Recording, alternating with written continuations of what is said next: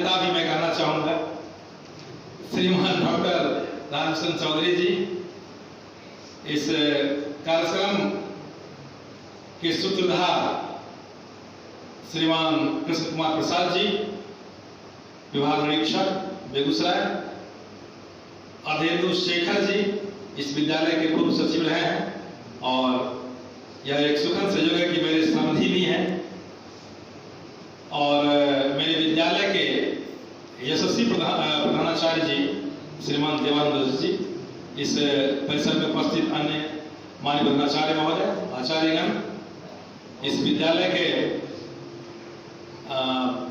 कुशल युवा नेतृत्व देने वाले माननीय विकास कुमार जी प्रधानाचार्य रोसड़ा, मेरे मित्र रमेश चंद्र नायक जी, बैठे हुए पीछे में आरक्षी कर्मचारीगण। इस 3 दिनों में हम लोगों ने जो कुछ सीखा है, समझा है, उसी का एक संक्षिप्त काव्य चित्र मैं खींचने जा रहा हूं और यह काव्य चित्र मैंने स्वेच्छा से नहीं खींचा है। यह काव्य चित्र खींचने का मुझे होमवर्क मिला है अपने विभाग निरीक्षक महोदय के द्वारा।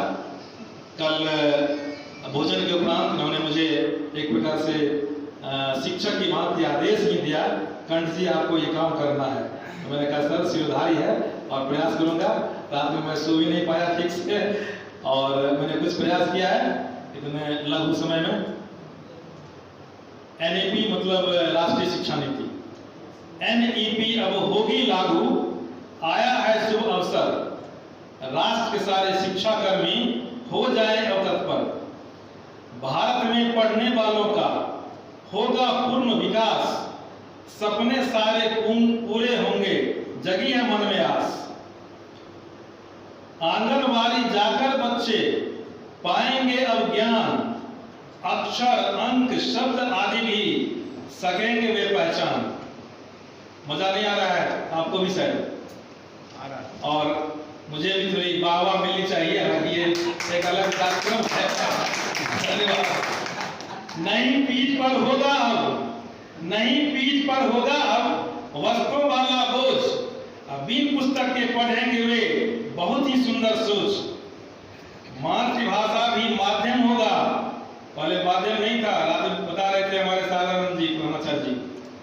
मातृभाषा भी माध्यम होगा, होगी सुगम पढ़ाई, जल्दी जल्दी बात समझ